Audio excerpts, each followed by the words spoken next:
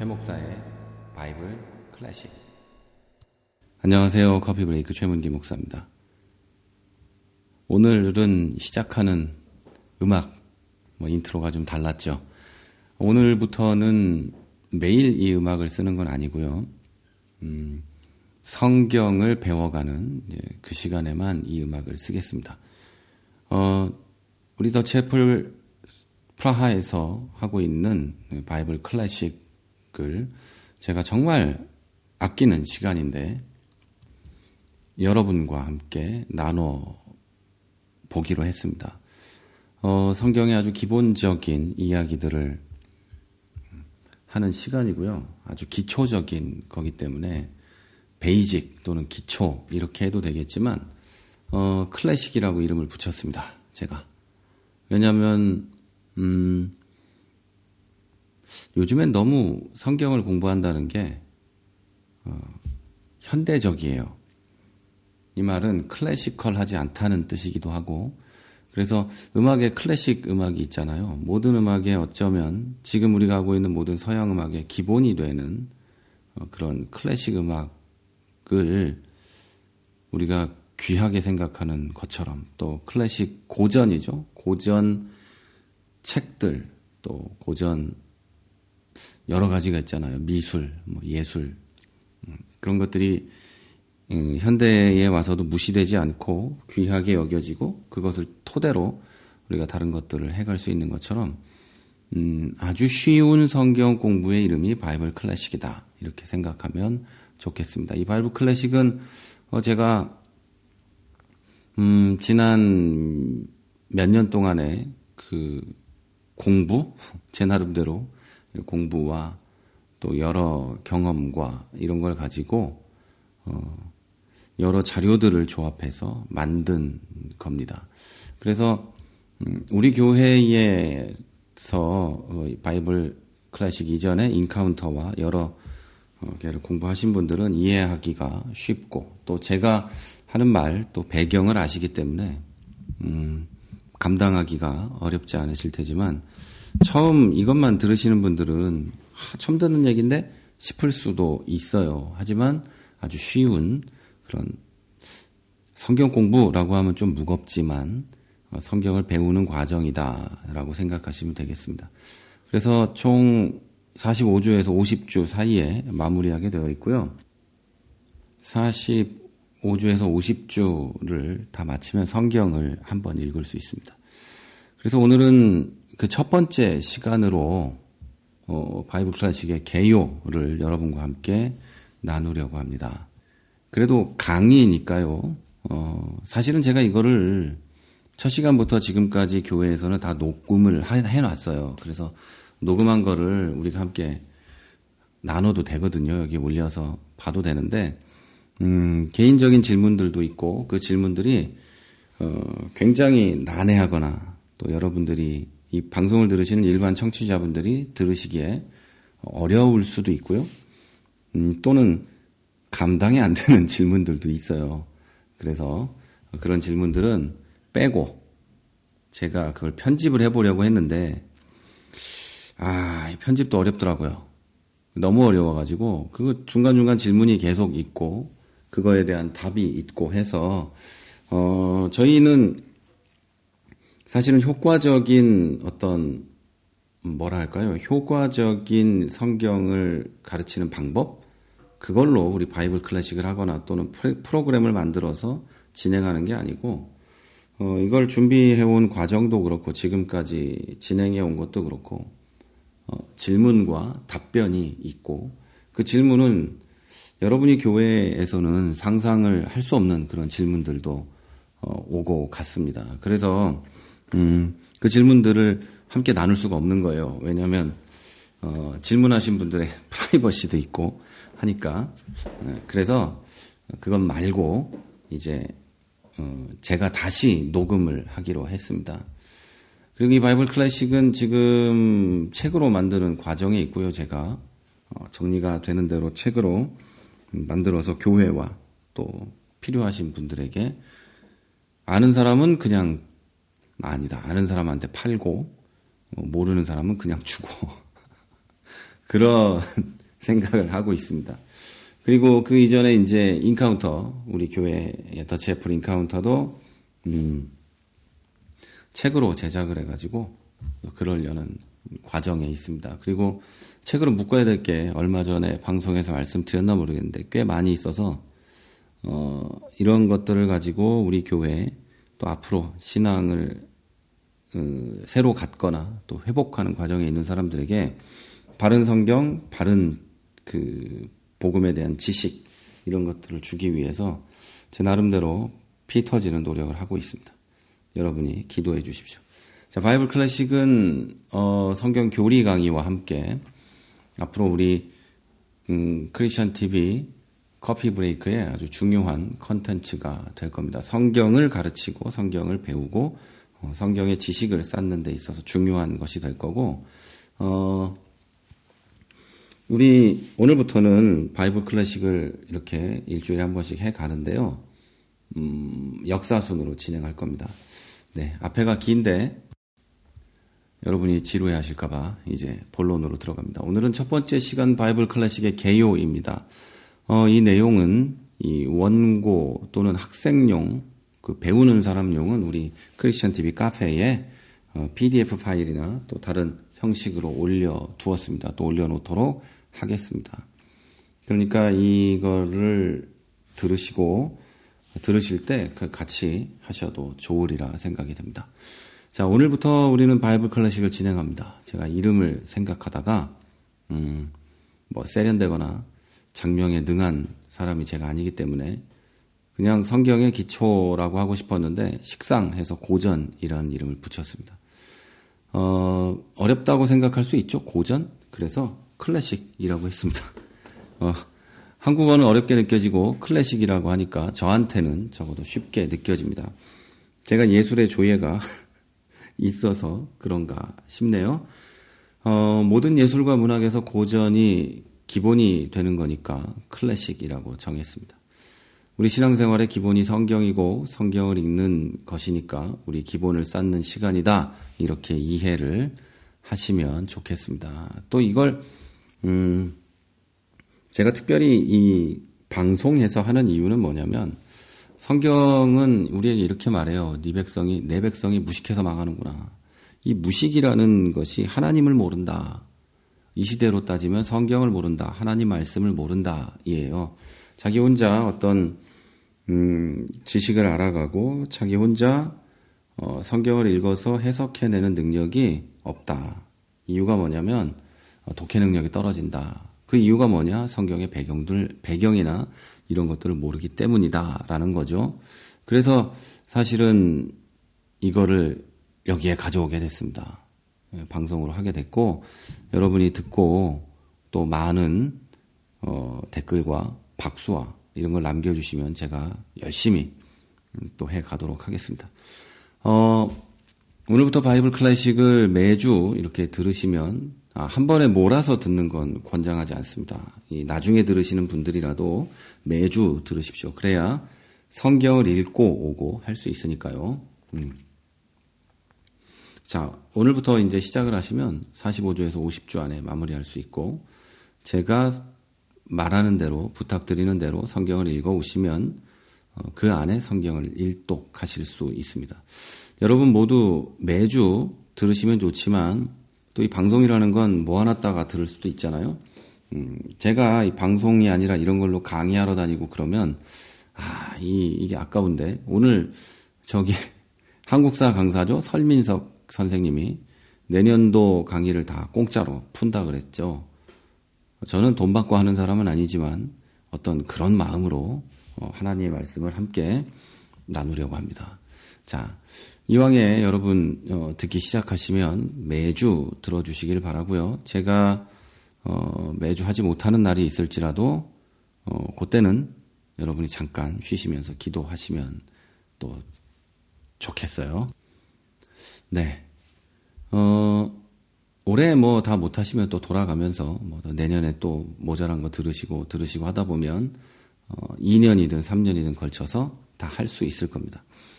또 제가 해가는 길에 1년 안에 다 마치는 분이 계시면 내년에는 성경의 기본이 아니라 또 깊은 성경의 배경과 신학을 공부하는 시간도 마련되어 있어요. 또 그때 또 배우면 좋겠습니다.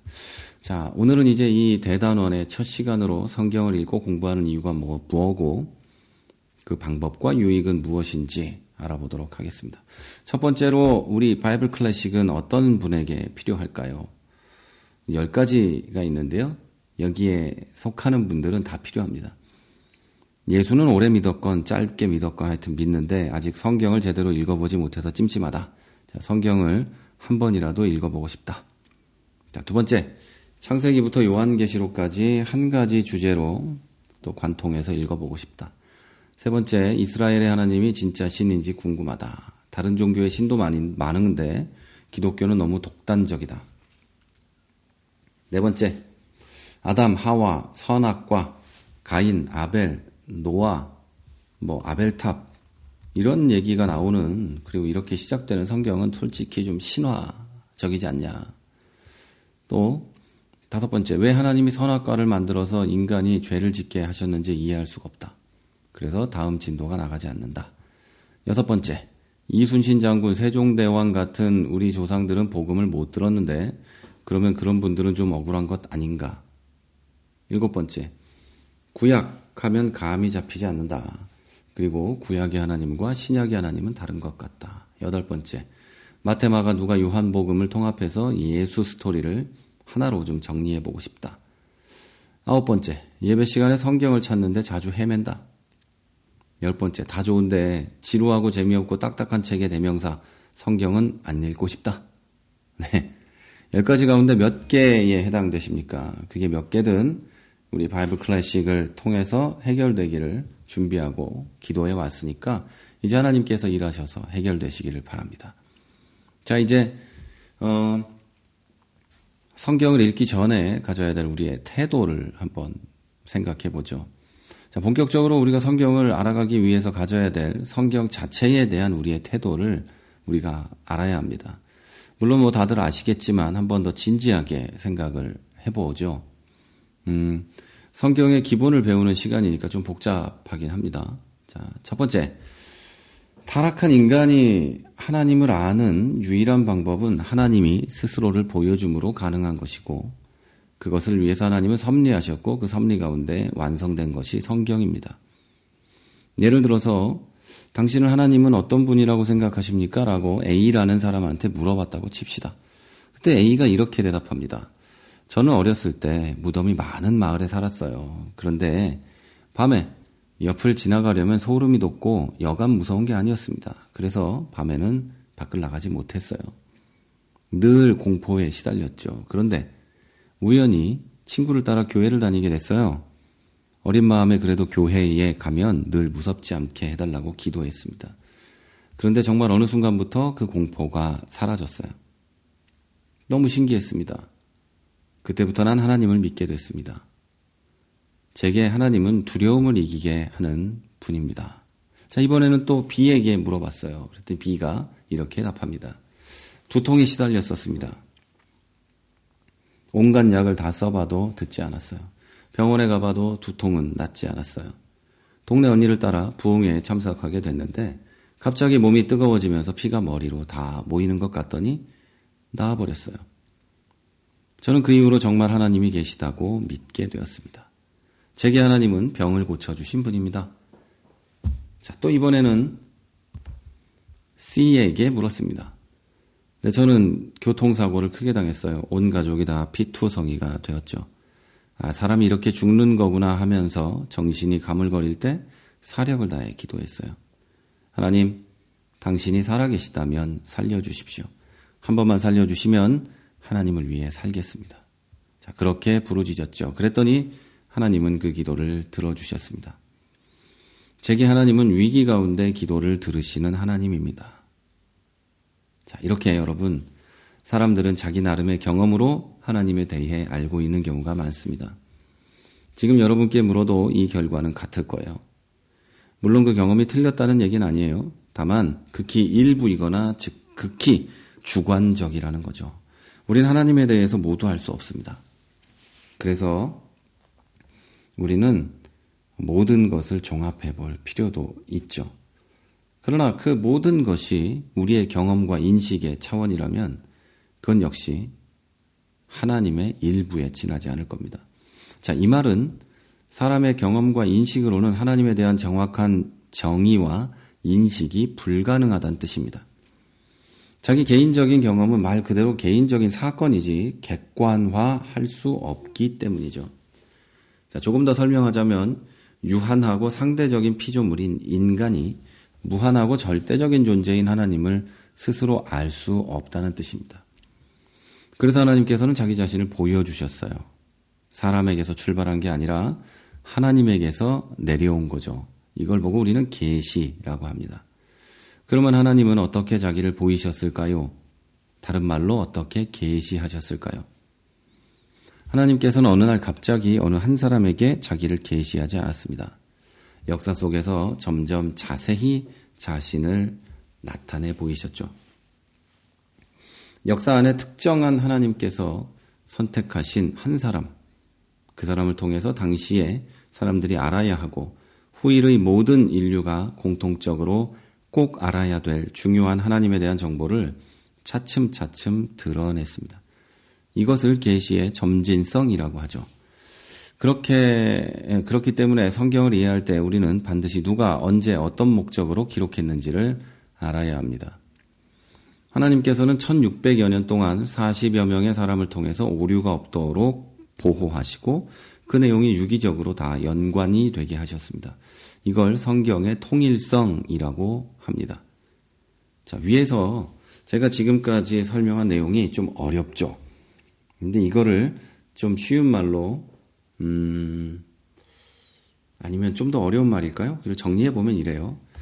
인간이 하나님을 알 수 있는 방법은 오직 하나님이 자기 자신을 나타내 보여줌으로, 즉 계시함으로만 가능한 것이고 이 하나님의 섭리 가운데 완성된 것이 오늘날의 성경책입니다.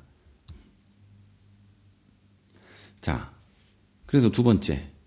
그러므로 오늘 우리가 갖고 있는 성경을 하나님의 말씀으로 먼저 믿는 게 우리 조건입니다.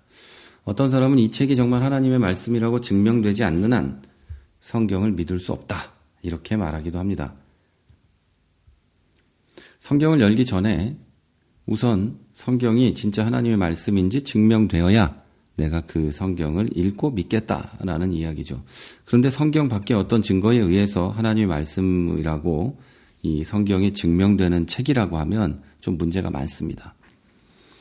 왜냐하면 외적인 어떤 증거가 성경은 하나님의 말씀입니다라고 성경의 손을 들어주는 순간 그 외적인 증거는 성경보다 더 높은 권위를 갖게 되기 때문입니다. 그게 사람이든 뭐든 똑같아요.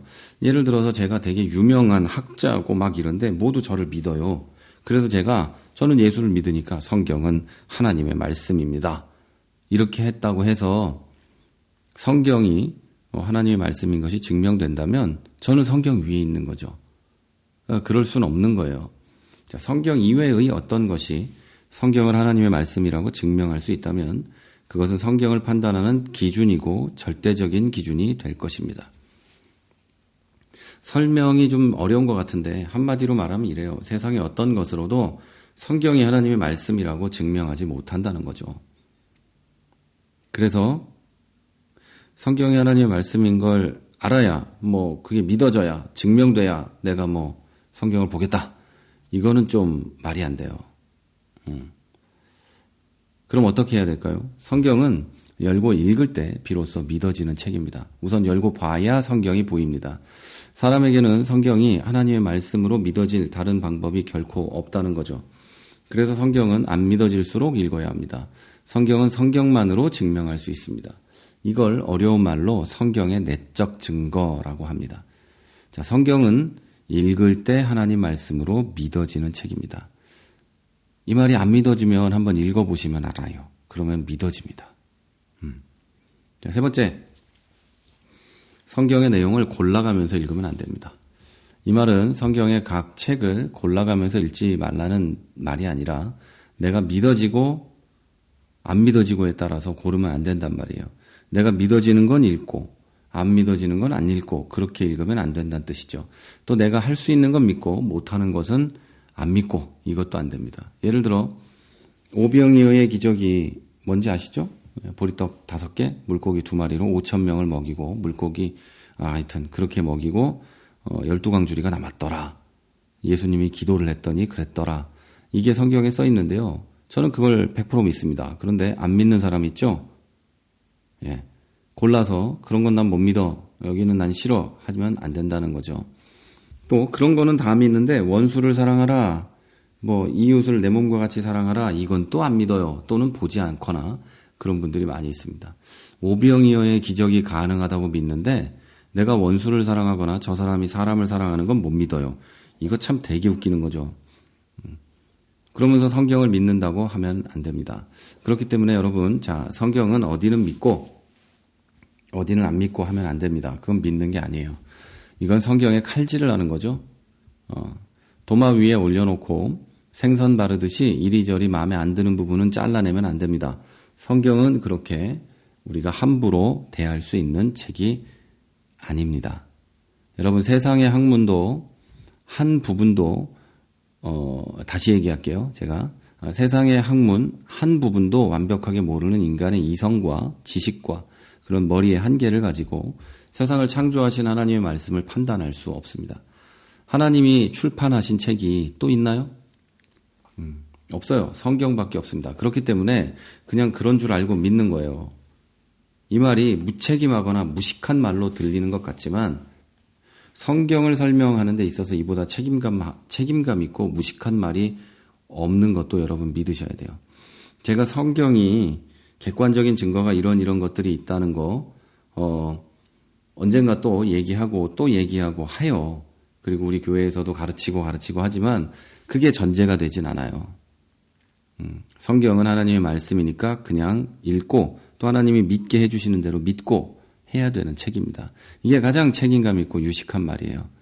그러니까 에이 이래 그러지 마시고 끝까지 따라오시기 바랍니다. 네 번째는요. 성경에 가는 데까지만 가고 성경이 멈추는 곳에 멈춰야 됩니다. 이런 얘기들은 비슷하게도 우리 성경 교리 강의에서도 했었는데요. 성경은 과학책이 아니에요. 그러나 과학적이죠. 성경은 역사책이 아닙니다. 그러나 역사적이죠. 성경은 철학책은 아니에요. 그러나 철학적입니다. 하지만 세상의 학문을 완전히 반영하지 않습니다. 그래서 사람들은 성경이 신화고 비학문적이라고 말하기도 합니다. 그런데 하나님께서 학문적 성과를 위해서 성경을 우리에게 주지 않았습니다. 무엇보다도 성경은 우리의 구원을 위한 목적으로 쓰여진 책이므로 구원에 필요한 내용은 완전하게 계시하셨죠. 그래서 성경을 읽다가 때때로 더 이상 말씀하지 않으실 때 우리도 거기서 멈추면 됩니다. 우리 눈에 보이는 물질 세계를 우리는 억만분의 1도 몰라요. 바닷물에 물 한 방울 정도밖에 모르는 존재인 우리 인간이 영적인 세계에 대해서 모르는 것이 어떻다는 얘기예요. 모를 수도 있어요, 우리는. 영적인 세계에서 우리가 100% 안다는 게 말이 안 되지 않습니까? 그건 당연한 거죠. 한 가지 이상한 점이 있으면 그것으로 성경 전체를 부정할 수 있을 것 같은 묘한 쾌감을 즐기는 것은 좋은 태도가 아닙니다. 이거 아닌데? 이게 좋은 게 아니에요. 오히려 우리 피조물의 유한함을 즐깁시다. 목사인 저도 모르는 건 모르죠. 여기에도 쾌감이 있습니다. 여러분 자유해집시다. 성경이 더 이상 말하지 않고 침묵하면 나도 침묵하는 겁니다. 저도 모른다 그럴 거예요. 자, 그러면서도 마지막은 아니지만 5번째로 성경은 연구하고 학문하는 자세를 가지고 읽어야 더욱 깊이 있게 깨달아지고 알아지는 책입니다. 무조건 맹신하는 책이 아니에요. 작은 조개는 얕은 바닷가에서 누구나 주울 수 있지만 손바닥만한 전복은 깊이 들어가 물질을 할 수 있는 사람만 얻을 수 있습니다. 하나님은 사람이 살고 있는 삶의 현장, 그 역사 속에서 그 뜻을 계시하셨습니다. 그래서 성경에서 일어난 사건은 당시의 역사적 정황을 모르면 1차적으로 스토리 전개가 되지 않습니다. 역사라는 개념은 연속성이 있기 때문에 어느 한 곳에서 아차 하고 놓치면 끊어져요. 그러면 그 속에 담긴 하나님의 뜻은 더더욱 알 수 없다는 것입니다. 자, 그 당시 역사적 상황뿐 아니라 그 일이 일어난 장소, 즉 지리적 상황 역시 성경을 읽어 내려갈 때 알고 있어야 이해가 됩니다. 자, 또한 당시의 문화를 모르고는 해석하기 어려운 말씀도 많이 있습니다. 그래서 우리는 그렇게 깊이가 있지는 않겠지만 역사, 지리, 문화를 함께 공부합니다. 어쩌면 성경을 배우는데 왜 그걸 알아야 되나? 그냥 느끼는 대로, 그냥 이해하는 대로 내가 그냥 이 말씀이 이런 거구나 하고 지나가면 안 되나? 생각하실 수 있습니다. 그런데 세상 학문의 한 분야를 공부할 때도 피나는 노력과 잠이 안 오는 밤들을 보내야 하는데 하나님 말씀은 어떻게 해야 하게 되겠어요? 여러분 손 안에 그 작고 가벼운 성경이 있지만 스마트폰 안에도 있지만 그 성경을 공부하기 위해서 우리가 신학교에서 보는 책만 해도 어마어마하고요. 그 한 권의 책, 예를 들어서 마태복음 하나만을 알기 위해서도 봐야 될 책이 어마어마합니다. 저절로 알 거라는 생각은 여러분 버리십시오. 그리고 마지막, 최종적으로는 성령의 조명을 받아야만 알게 되는 게 성경입니다. 아무리 역사지리 문화적 상황을 연구하고 성경을 읽어도 성령님이 깨닫게 해주셔야 우리는 말씀을 깨닫습니다. 역사지리 문화뿐 아니라 원문, 사본, 문체 등을 파고들지만 성령님의 역사를 겸손히 기다리지 않으면 깨달아지지 않는 게 바로 이 성경입니다. 다시 말해서 우리가 기도하면서 이 공부를 해야 되고 읽어가야 한다는 겁니다. 7번째로 바이블 클래식은요, 다른 번역의 성경도 권장합니다. 개역개정 성경이 어려우면 공동번역, 새번역, 우리말 성경, 쉬운 성경, 이런 성경들도 권장합니다. 우리가 원래 가지고 있는 성경이 고어이기 때문에 어렵다는 이유로 전혀 읽지 않고 있는 것보다 좀 더 쉬운 성경으로 조금이나마 이해하는 게 훨씬 낫습니다. 다른 번역은 일단 문장이 쉬워요. 문장 자체가 이해가 안 돼서 성경을 읽는데 막힘이 된 분들은 크게 숨통이 트일 겁니다. 우리가 사용하는 단어와 문장 형식으로 되어 있기 때문에 편하고 쉽습니다.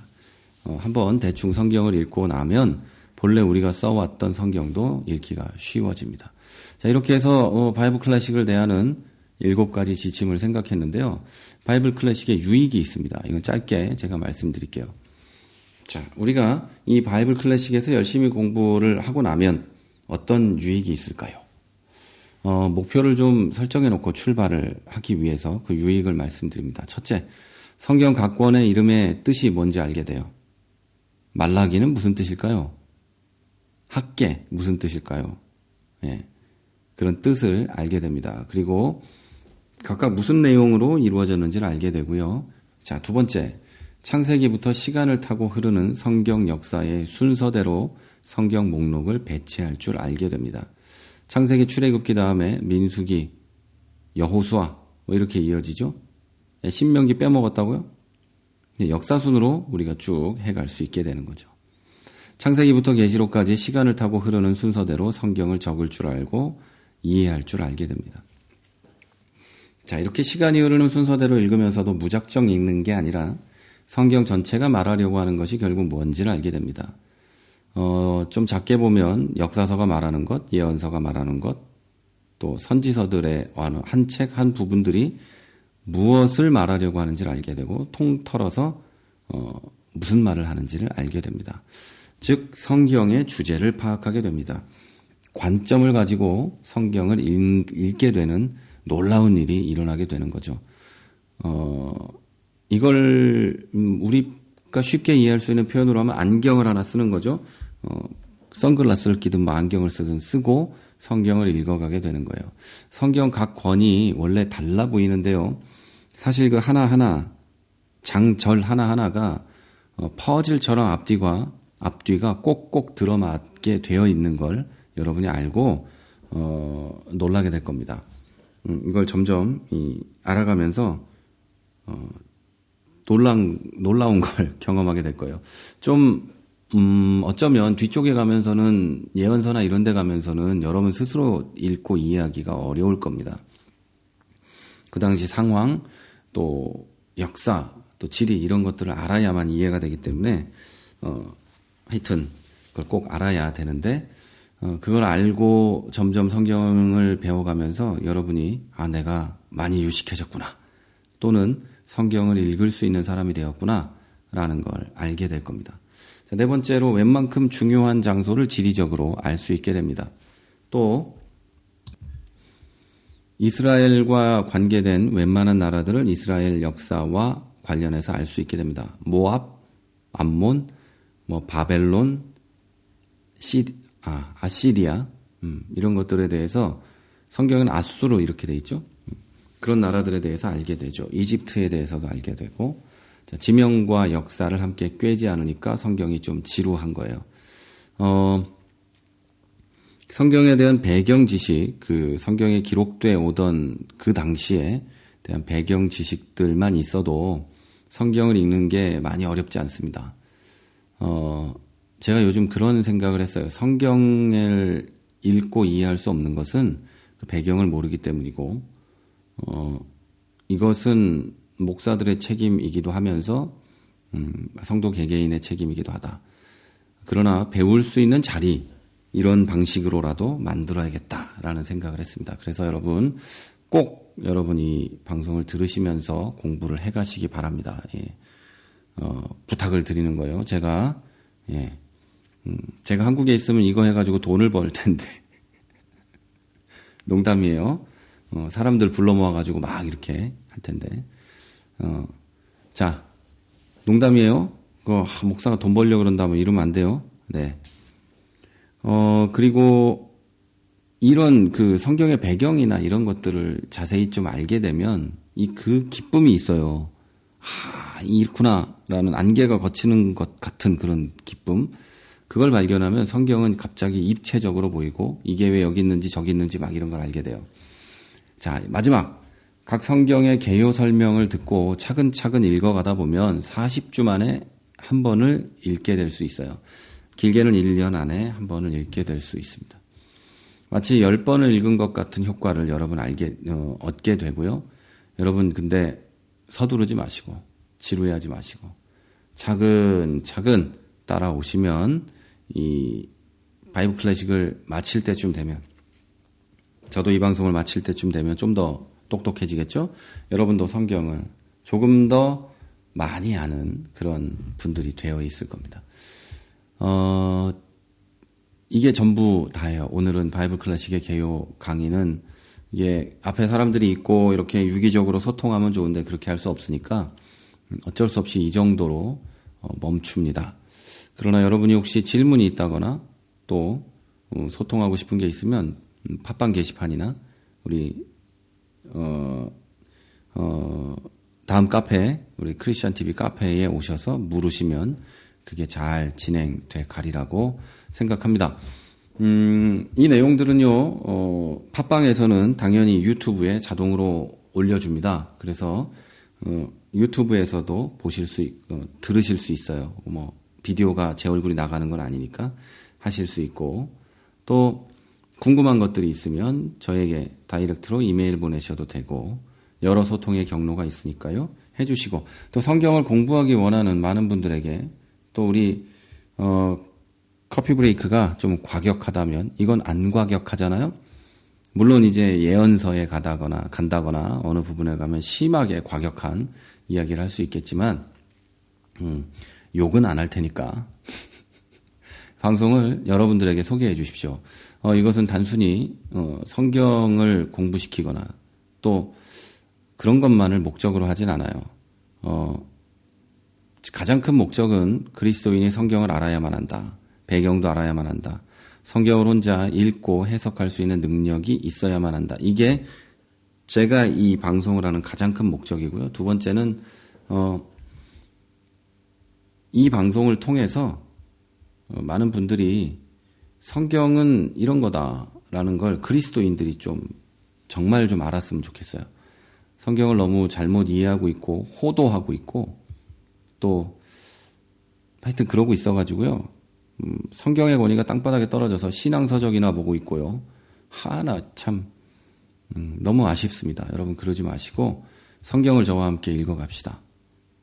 다음 주에는 성경을 좀 창세기 좀 읽으셔서 이 방송을 들으시면 좋겠어요. 안 읽으시면 제가 할 말은 없겠지만 읽으십시오.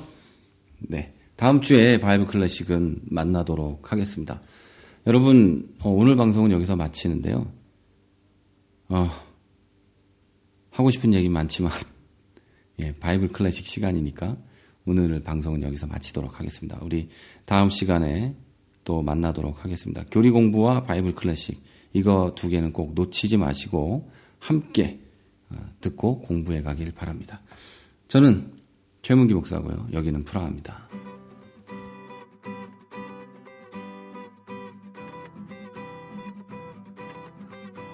You are not the only one. I will always be with you. You are not the only one. I will always be with you. 크리스천 TV